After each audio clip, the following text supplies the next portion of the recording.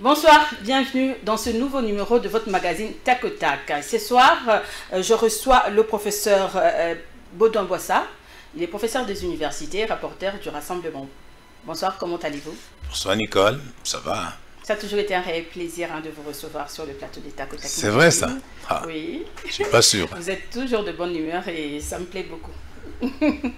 Moi aussi. Oui. Avec vous, nous allons parler du décès de Kyungu Wakumwanza, le baba du Katanga. Nous parlerons également de la CENI, l'impasse totale. On n'a toujours pas trouvé de consensus. Et puis, nous allons également, si le temps nous permet, nous allons également parler du dossier TENAFEP et Veridos, ces bras de fer qui entre l'IGF et le ministre de l'EPST. Et puis, nous parlerons également de de cette drogue, hein, phénomène Bombay. Eh bien, oui, phénomène Bombay, nous y reviendrons, on va en parler. Alors, professeur, vous avez appris avec nous que le baba du Katanga n'est plus. Oui. Alors, dites-nous un peu quels souvenirs vous gardez de ces grands hommes politiques. Moi, je suis triste hein, parce que je l'ai très bien connu. Bon, Baba, d'abord, il était président de l'UNAFEC, député national, député provincial, président de l'Assemblée provinciale du Haut-Katanga. Et le président Félix l'a nommé président du conseil d'administration de la SNCZ, qu'il a essayé de réveiller. Mais c'est un ancien gouverneur de tout le Katanga. Alors, à l'époque, on l'appelait Baba Kyungu. Il était notre président, président fédéral de l'UFERI Katanga, de Jean Gounz à Calibonde, parti auquel j'ai appartenu un moment.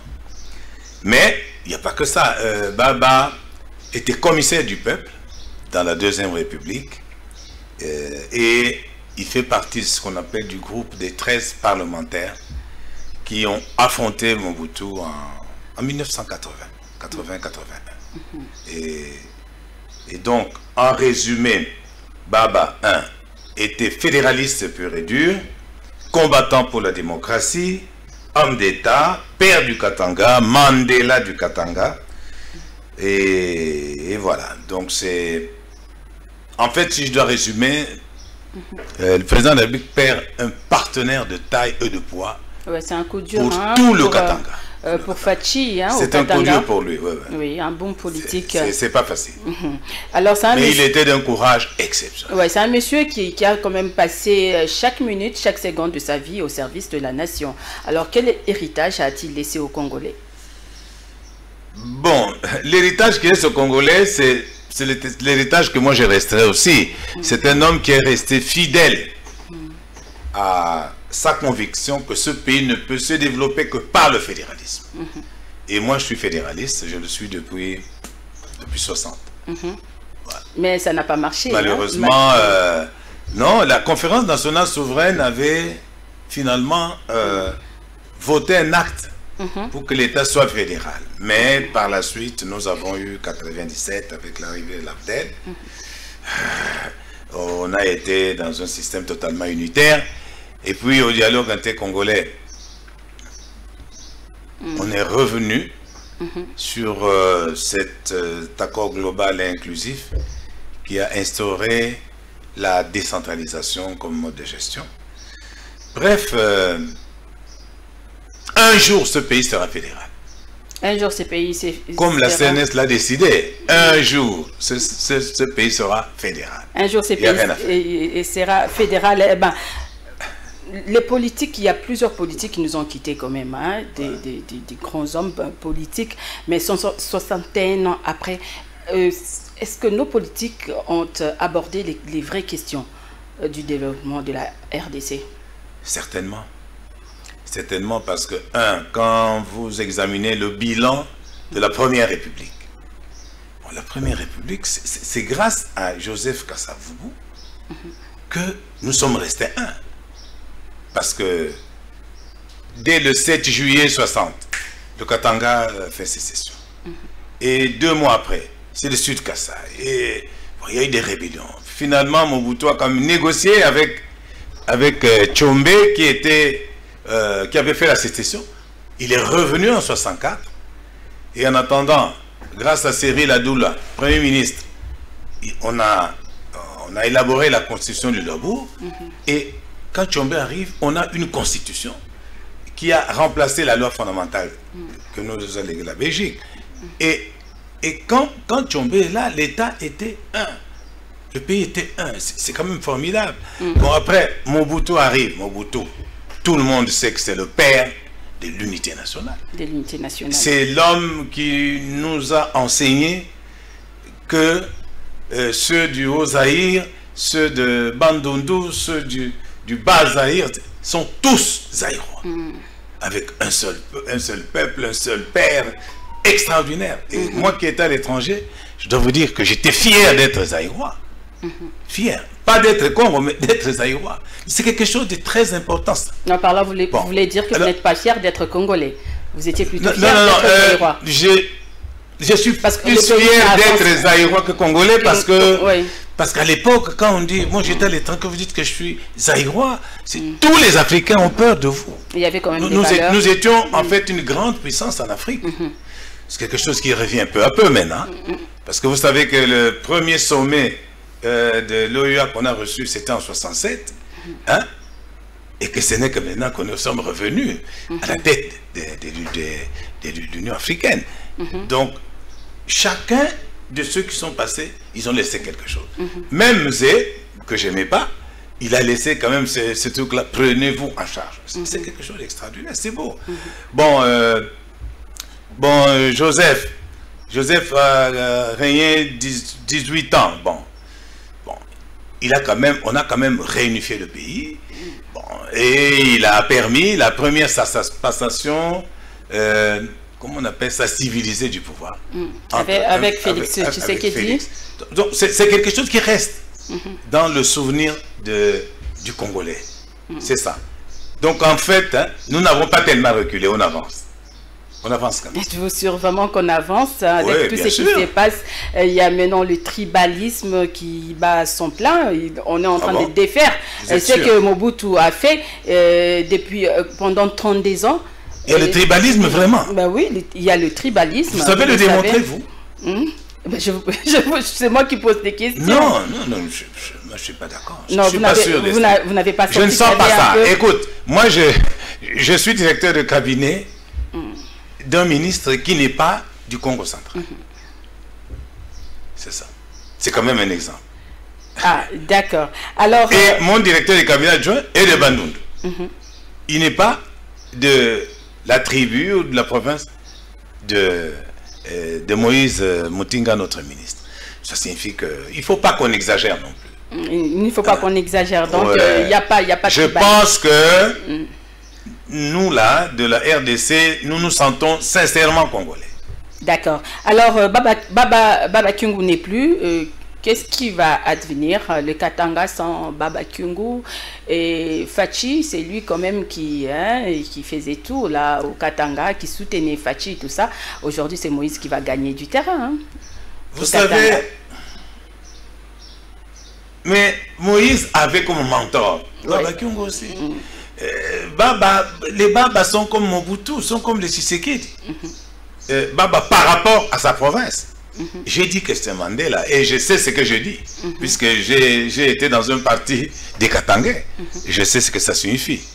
Hein? Donc, en tout cas, ils n'ont plus ce personnage emblématique, historique, qui pouvait parler à toute la province. Non, ça, ils n'en ont plus. Et il faut attendre 10 ans, 15 ans ou 25 ans pour C'est vraiment une perte. Hein, non, c'est une perte sèche pour la RDC et pour le Katanga. Bien. Alors, vous avez suivi la sortie médiatique de Moïse Katumbi sur Jeune Afrique. Il a dit que les élections n'étaient pas une option, mais une obligation en 2023. Et il ne faut pas franchir la ligne rouge sur la loi Tchani. Un petit commentaire là-dessus? Bon, moi je pense si que... la loi Tchani... Non, moi je pense que il va quitter... Non, moi je pense que tout ça est prématuré. Tout ça est prématuré. Le débat sur l'élection présidentielle est prématuré. Il vaut mieux qu'on arrête avec ça. Nous ne sommes pas encore en 2023. Oui, on a beaucoup de choses à faire. Le gouvernement Samba n'a que 100 jours. 100 jours. Et il marque des points, des jalons Et on vient avec des histoires qui auront lieu en 2023. Mais non. Hein, consacrons-nous d'abord à la feuille de route du gouvernement Sama Lukonde. Et moi, je pense que les premiers pas ne sont pas mauvais. Alors, travaillons d'abord ensemble. Hein, à 6 mois, à 3 mois des élections, on va voir comment ça va se passer. Ben, il a juste passé en revue l'actualité de l'heure. De toute façon, en politique, tout se négocie. Hein. Tout se négocie. Oui, et peut-être que c'est que lui fait, il est en train de négocier aussi pour lui-même, pour son avenir. Qui est Moïse Katumbi? Oui, c'est normal, mais c'est sa faute. On lui a proposé ce poste-là de Premier ministre, il a refusé. Et je fais partie de ceux... Mais tout simplement parce qu'il nourrit d'autres ambitions. Je fais partie de ceux qui pensent qu'il aurait pu accepter cette fonction que lui proposait son frère, Félix Tshisekedi. Parce que ce sont des frères, pour ceux qui ne le savent pas. Il n'a pas bien fait. Bon. Maintenant, il voit que le pouvoir lui échappe. Mais c'est sa faute. Il échappe comment ça? Oui, il n'est pas dans le pouvoir. Même s'il est dans l'union sacrée, mais dans l'union sacrée, l'union sacrée n'est pas encore structurée, etc. etc. Et c'est pourquoi vous avez lancé cette proposition de loi de Noël Tchani. Non, Noël, je ne sais pas ce qu'il fait. Une proposition déjà réputée anticonstitutionnelle. Non. Noël, je ne sais pas à quoi il joue. Je pense qu'il s'amuse. Mais on ne s'amuse pas en politique. Voilà. Je ne sais pas à quoi il joue. Parce que Noël n'a pas été au dialogue intercongolais. Moi, j'étais là comme expert international. Hein? Je sais d'où vient la résolution qui a fait que nous avons donné la nationalité à tous les Banamoulés. En bloc. Après cette guerre qu'ils nous ont faite. C'était avec Étienne Tshisekedi aussi. Et le vieux était là. Et moi, j'ai fait partie de ceux qui étaient dans la délégation. Et Étienne Tshisekedi était d'accord? Et le vieux avait demandé qu'on leur accorde ça. Ah oui. Étienne Tshisekedi avait demandé qu'on leur accorde ça. Oui, tout à fait. Je suis bien placé pour le dire. Donc les Banyamulenge sont des Congolais. Non. De par cette résolution, nous avons accepté en bloc ce que le comité central leur avait refusé. Parce que en 71, grâce à Bateyu Singimana, Mobutu leur avait donné la nationalité en bloc. En 85-86, le comité central du MPR a dit, président, vous vous êtes trompé. Hein? Il faut maintenant qu'il demande la nationalité et il faudra 2 étapes, la petite et la grande nationalité. Et Bisengimana, qui était leur patron, a demandé la petite nationalité et l'a obtenue. Et nous étions déjà bien avancés, mais après cette guerre que nous a livré le RCD soutenu par de multiples puissances, et comme nous étions à genoux, le sage Étienne, il dit Topes Bangwe Logwa, Toza la Kimia. Effectivement, Kimia, ils ont gagné. Bon, il ne faut pas qu'on nous ramène en arrière. Moi, je ne suis pas d'accord. Il faut évoluer. J'ai dit seulement que je ne suis pas d'accord. Cette loi nous ramène ce n'est pas maintenant là où nous sortons de FCC Cash de très triste mémoire, hein, où nous essayons de reconstituer la gouvernance du pays, qu'on vient nous distraire avec des histoires de nationalité. Ça n'a pas de sens. C'est une distraction. Hein. Vous dites que c'est une distraction. C'est une distraction. Cette proposition de loi. Et parce que le chef de l'État ne s'est toujours pas prononcé. Et je suis convaincu que Félix Antoine Tshisekedi, que moi je connais très bien, n'est pas dans cette affaire. N'est pas dans cette affaire. Oui, alors qu'on arrête avec ça. Cette loi ne passera pas. Ne sera pas examinée. Non, il ne faut pas qu'elle passe, parce que c'est inutile. Elle va créer des problèmes pour rien. Ça va déstabiliser le gouvernement. C'est quoi ça? On n'est pas fatigué assez comme ça. Il faut qu'on travaille. Hein? Le ministre des Finances vient nous obtenir une rallonge au niveau du Fonds monétaire international. Le gouvernement des États-Unis, encore 1,5 milliard. On avance. Ben, il faut donner la chance. C'est ça qui compte. C'est ça qui compte. Il faut travailler pour le pays. Voilà, hein. C'est ça le plus important. Il faut donner aussi la chance à tous les Congolais. Nous allons voir comment ça va se passer. Comment ça va se passer. Il ne faut pas seulement s'attaquer à Moïse Katumbi. C'est un Congolais parce qu'il a dirigé aussi le Katanga. Je n'ai pas dit qu'il n'est pas Congolais. Oui. À aucun moment. Et il est président d'ensemble qui est dans l'Union sacrée. Et parce qu'il y a des voix qui s'élèvent quand nous étions à Genval. Non, quand nous étions à Genval. Oui. Et quand nous avons créé le rassemblement qui avait 9 composants, lui en avait 2. Il avait le G7 et l'AR. Vous comprenez ça? Et il nous a beaucoup aidé. Il a été avec nous. tout en étant à l'extérieur où il était... Il vous a quand même nourri, hein? Où il avait fui. Non, oui. Mais nous, on l'a fait revenir ici quand même. On a effacé tous ces dossiers. Quand même, il doit reconnaître ça aussi. Hein? Que Félix Antoine, c'est quand même son frère.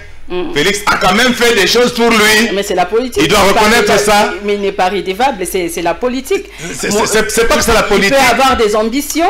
Non. Il a le droit d'avoir des ambitions. Je viens de dire que la loi Tchani, c'est une distraction. Oui, ça, c'est un. Même si, mon oncle à moi, quand il était candidat président de la République, il était congolais de père et de mère en 60. Hein? Mais le dialogue congolais est passé par là. Et l'accord global et inclusif, c'est le document de base de la Constitution. C'est sur base de cet accord global qu'on a la Constitution. Alors, respectons la Constitution. Mais pour que cette loi passe, il faut d'abord modifier la Constitution. Oui, même si, moi et l'UDPS, le G4 de nous avons combattu cette Constitution, mais puisqu'elle a été votée, nous la respectons. Bien. Il ne faut pas qu'on revienne derrière. Il faut pas il faut avancer. C'est mon avis. Il faut parler Congo, il faut travailler pour le Congo, pour le bien-être des Congolais. Cette loi n'est pas opportune. Elle est inutile, inopportune et c'est une distraction. Et maintenant, il faut qu'on travaille. On a beaucoup de problèmes à résoudre. On a beaucoup de problèmes à résoudre. Alors, on doit terminer avec l'histoire des surgelés. Des surgelés. J'ai dit au ministre Chérubin, coup de chapeau pour les billets d'avion à l'intérieur. Il faudra qu'il discute maintenant pour les billets d'avion. Pour l'intérieur, c'est fait. Maintenant qu'il voit aussi, hein, mais il paraît qu'il n'y a plus de franchise. Au niveau de l'extérieur. Il n'y a plus de franchise. Donc 40, on donnait à chaque fois qu'on payait les billets. Tout ça, c'est faux. C'est faux. Oui, c'est 30 kilos plus 5 kilos de bagages. C'est faux. Ça n'a pas changé sur ce point-là. Le ministre de l'économie a été vérifié avant-hier. Ouais, c'est faux. Donc vous ce sont ceux qui sont contre nous, qui sont tristes de voir qu'on avance. C'est une grande avancée, maman. Bien, bon, on attend toujours... 40%, c'est énorme. On attend la baisse des prix des denrées. Des surgelés, il paraît que c'est 40%. Ça aura lieu. Le président bénit cette affaire. Donc ça aura lieu. Ça aura lieu. Mais vous savez que ce n'est pas nouveau ça. Quand Tchombe est devenu Premier ministre, hein, le wax coûtait 1000 francs congolais. 2 mois après, le wax coûtait 200 francs. Tu sais ce qui s'est passé? Tchombe a gagné les élections haut la main. Pourtant, il venait de la rébellion. Grâce à ça. Les sociales, c'est ça. Donc la baisse des prix, c'est extraordinaire. Le social, c'est... Un, il y a la sécurité et deux, le social. Ce sont les deux là. Avec ça, nous, je crois que Félix peut espérer. Et avec naturellement, le port en eau profonde. Ah, d'accord. Pour ma province, c'est extraordinaire. Et nous attendons Inga 3. Bah, espérons. Et tout ça va se faire. Va se faire. Oui. D'accord. On avance. On attend pouvoir, c'est bien beau de parler. Et la gratuité de l'enseignement, l'argent est là. Gratuité de l'enseignement, mais... Et on a un bon ministre pour gérer ça. Il y a d'ailleurs un sérieux problème là, le ministre Tony Mwaba. Non, le problème n'existe plus. TENAFEP, on a annoncé que cette affaire-là est classée sans suite. Sans suite. Oui, c'est fini. Donc, il n'y a pas de débat là-dessus. Mais Tony Mwaba voulait quand même... Et tout ce que j'ai à dire. l'IGF, hein. C'est que je vais dire... toujours les audios. Ce que je vais dire... Ce que je vais dire à l'IGF, que je ne connais pas, et à Tony Mwaba, prof comme moi, mon petit frère, mon ami et mon partenaire politique, c'est que l'argent n'aime pas le bruit. Vous savez, à l'inspection générale des finances, nous avons eu Kazumba Laoula, d'heureuse mémoire, nommé par Mobutu en 1984, inspecteur général des finances, qui a reconstitué le code des inspecteurs des finances qui avait été créé par mon oncle Kasavubu en 1962. Mais que Mobutu avait mis en berne et puis qu'il a reconstitué grâce à Kazumba. Kazumba, personne ne le connaissait. On ne le voyait même pas à la télé. Mais il était efficace. Alors, Mbwangi Mbukulelo, qui était l'adjoint de Kazumba et qui est devenu après inspecteur général. Par là, vous voulez dire que vous n'aimez pas la façon de faire de l'IGF? Ce n'est pas ça, non. L'argent n'aime pas le bruit. C'est ça le principe. De même que, j'ai dit à Tony, l'argent n'aime pas le bruit. Il y a des façons pour gérer tout ça. Hein? Même si c'est indifférent, si quand il est d'argent, on on ne le gère pas sur les réseaux sociaux, ni sur la rue. Un ministre ne gère pas comme ça. Et il sait ce que je dis. Parce que c'est mon petit frère. Bien. Et que je l'aime beaucoup. Mais il est très efficace, il est intelligent. Et c'est grâce à lui qu'on a découvert tous les désordres qu'il y avait là-bas.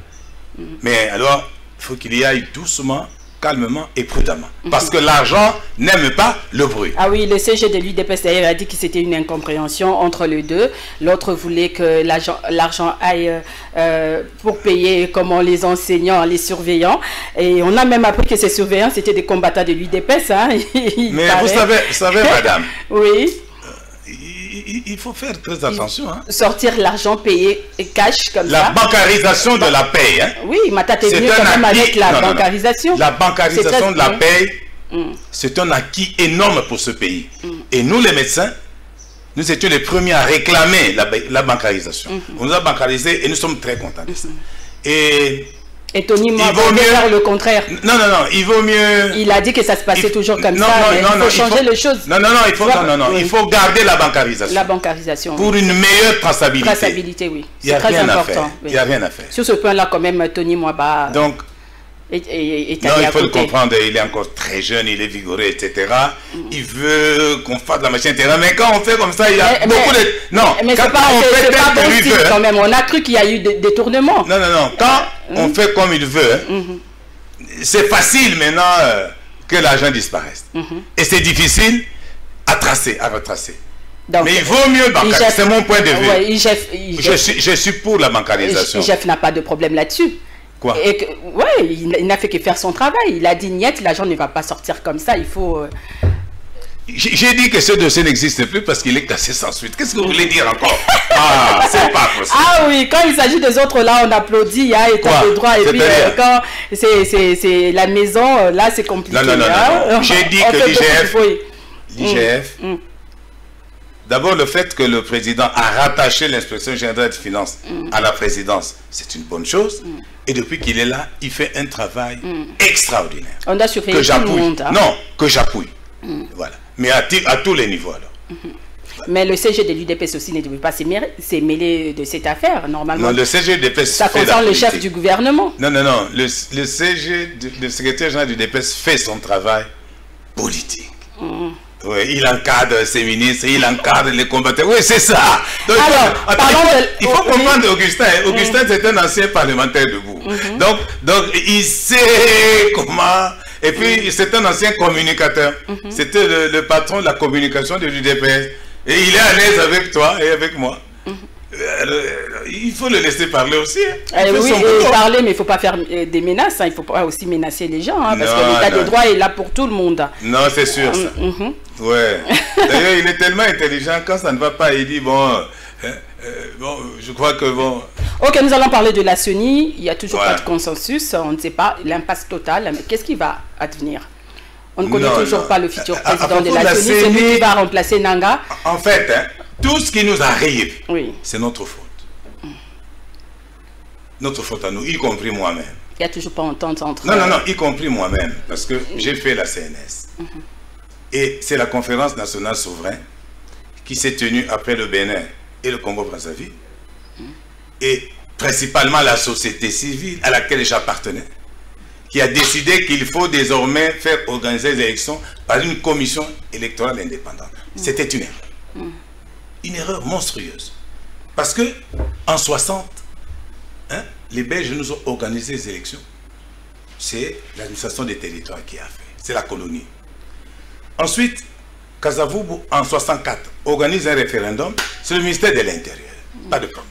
65, il organise des élections législatives, provinciales et locales. C'est le ministère de l'Intérieur. Bon, vous arrivez avec Mobutu. Toutes les élections qu'on a organisées, c'était le ministère de l'administration du territoire.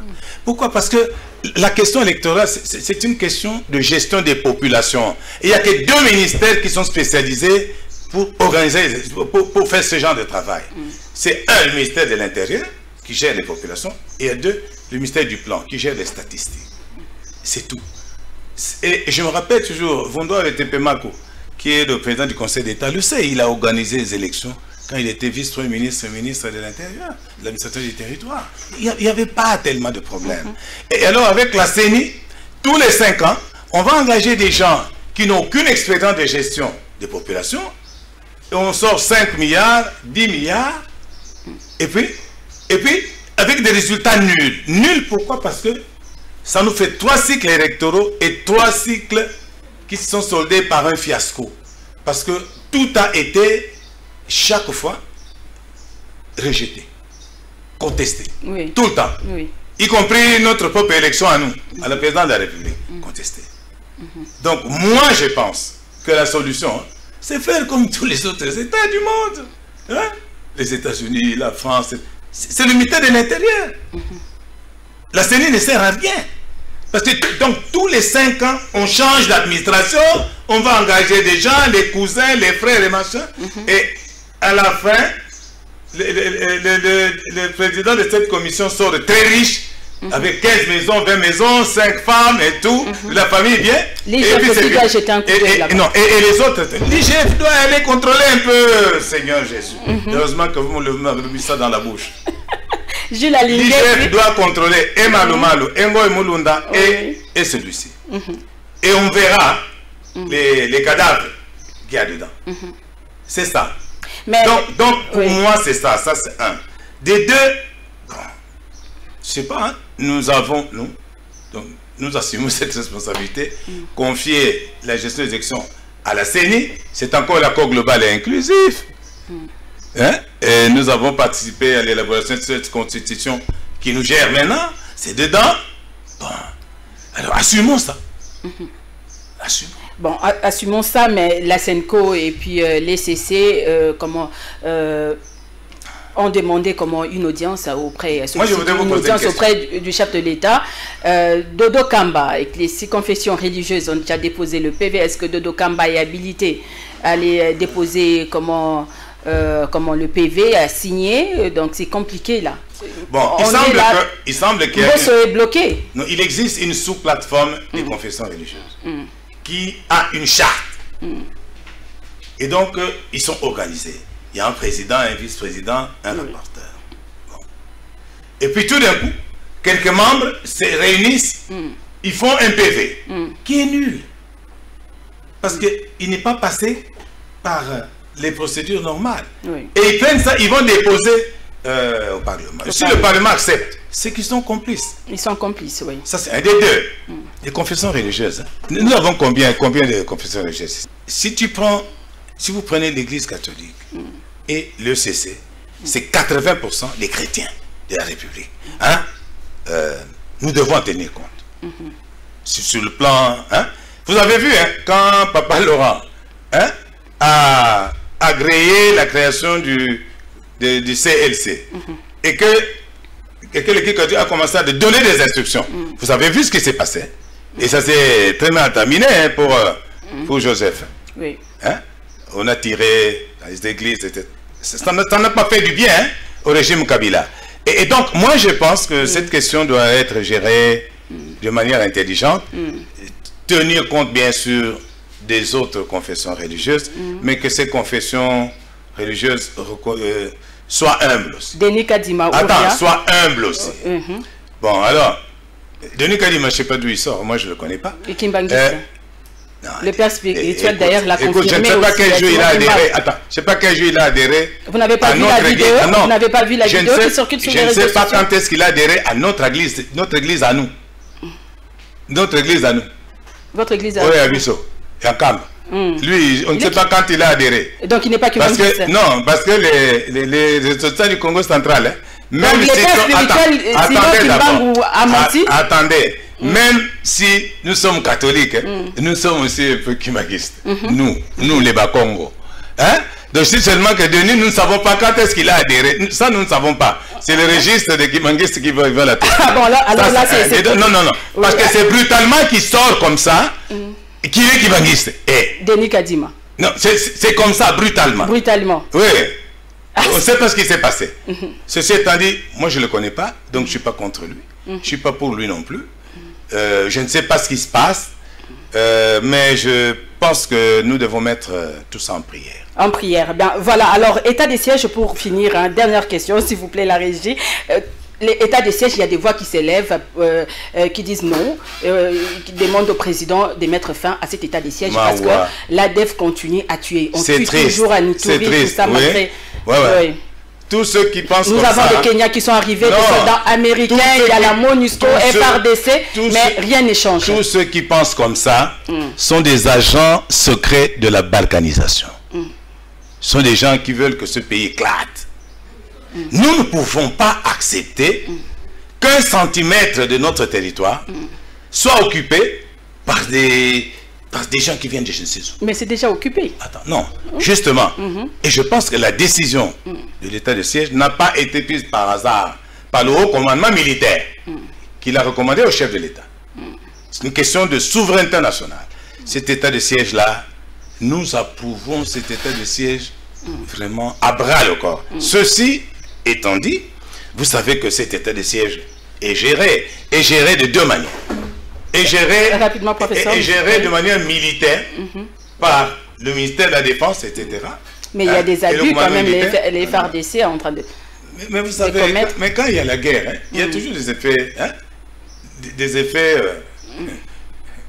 imprévus. On tue même les journalistes, tout ça, c'est compliqué. Mais elle est gérée aussi de manière civile, sociale, par notre ministère. Et au moment où je vous parle, le Premier ministre est à la tête de la riposte humanitaire qui accompagne cet état de siège. Et maintenant, là, quand je vous parle, il est à Béni. Bien. Alors il était à Bounia hier. D'accord. Il sera à Goma tout à l'heure. Donc, le gouvernement, quand même, accompagne humanitairement cet état de siège. C'est quelque chose qui ne s'est jamais fait. Ça doit continuer. Non, ça ne s'est jamais fait comme ça. Et je salue la sagesse du Premier ministre Jean-Michel. C'est extraordinaire. Moi, je suis ému de ça. Bien. Alors, vous êtes du ministère de l'Affaires sociales, vous venez de le dire, mais il y a un phénomène bombé, une drogue là qui plonge les jeunes dans un état de l'inconscience. D'ailleurs, le chef de l'État a tapé la main sur table. Il a mis en garde le jeune. Mettre en garde, oui, mais aucune solution, aucune mesure. Et l'affaire sociale, votre ministère, ces jeunes-là sont là. Non. Pourquoi ils se droguent? Parce qu'il n'y a pas de travail, il n'y a rien du tout. Ils sont dans la rue. Nous disons, nous, dans notre ministère, que nous gérons la vulnérabilité. Et la vulnérabilité frappe 80% de la population. Ça, c'est le point 1. Le point 2, il y a une répartition des tâches au sein du gouvernement. Mais on ne sommes pas votre ministre. Est-ce que je peux terminer? Allez-y rapidement, nous sommes déjà... Non, je vais terminer. Oui. Il y a un ministère de la jeunesse qui est dirigé par un garçon brillant de l'UDPS, qui est déjà un docteur comme moi, et qui est en train de travailler. Oui. Nous n'allons pas empiéter sur ces plates-bandes. D'ailleurs, le chef de l'État a demandé à tous les ministères sectoriels... Nous n'allons pas empiéter sur les plates-bandes de Yves Moukoulou, le docteur, qui connaît bien ce travail-là. Nous nous occupons de ceux pour lesquels les attributions ont été clarifiées. C'est ça. Et c'est ça que nous faisons. D'ailleurs, mon patron, c'est depuis 20 jours qu'il est à l'intérieur, en train de faire son travail de ministre des Affaires sociales, Action humanitaire et Solidarité nationale. Maintenant, l'affaire Bombay ne concerne pas notre ministère. Mais ça concerne elle concerne deux ministères. Attends, il y a des gens qui disent que ça concerne le bilan parce que les jeunes... concerne deux ministères. Les jeunes sont perdus. Non, elle concerne deux ministères. Le ministère de la jeunesse, le ministère du genre et surtout le ministère de l'Intérieur. Le ministère de l'Intérieur. Vous ne voulez pas en parler? On en parlait. La sécurité publique, etc. C'est pas nous. C'est mettre... Un mot de la fin, et puis on s'est dit au revoir. Il n'a qu'à... Il sait comment on fait ça. Comment mettre fin au phénomène Bembe. Et ce n'est même pas compliqué. Mais nous, on ne va pas le faire. D'accord, un mot de la fin et puis on s'est dit au revoir. De la fin par rapport à quoi? Par rapport à l'émission, je ne sais pas si vous avez un message à transmettre. Non, je regrette. J'adresse mes condoléances. Au Katanga, oui. À mes frères. Vous présentez aussi nos condoléances. À mes frères l'équipe de Tac au Tac Magazine. Du Katanga qui viennent de perdre le Mandela du Katanga. Ça, c'est un. Je redresse les condoléances à la famille biologique de mon grand frère, Laurent Cardinal Monsengo, que Dieu est son âme, et je suis convaincu qu'il est là, tout près du Seigneur. Je pense que nous avons beaucoup à faire pendant les restes du temps qui reste, parce que 2023 n'est pas très loin. Nous avons un programme du gouvernement qui vient d'être évalué. Nous serons encore évalués dans 3 mois. Attends, dans 3 mois, il faut qu'on avance. Il faut avancer. Bien, voilà, c'est la fin de cette émission. Il faut qu'on avance. Ça sera tout, professeur. Cessons avec la distraction. Avançons. Et soyons ensemble, soyons unis. Parlons Congo surtout. Et n'oublions pas quand même cette chanson de l'hymne national. Que nous léguons à notre postérité. Bien, merci beaucoup professeur, merci en tout cas de répondre à nos questions. Je rappelle que j'avais reçu pour vous ce soir le professeur Baudouin Boissa, il est professeur des universités et rapporteur du rassemblement. Ben voilà, c'est la fin de cette émission. Merci à l'équipe technique, merci à vous également de nous avoir suivis. Au revoir et à la prochaine.